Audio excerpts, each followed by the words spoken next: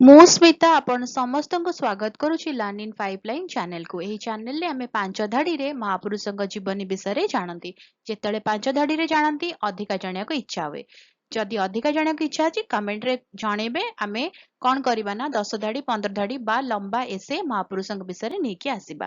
ତାହେଲେ ଆଜିର ଭିଡିଓରେ ଆମେ ଜାଣିବା ଆଉ ଜଣେ ମହାପୁରୁଷଙ୍କ ଜୀବନୀ ମାତ୍ର 5 ଧାଡିରେ।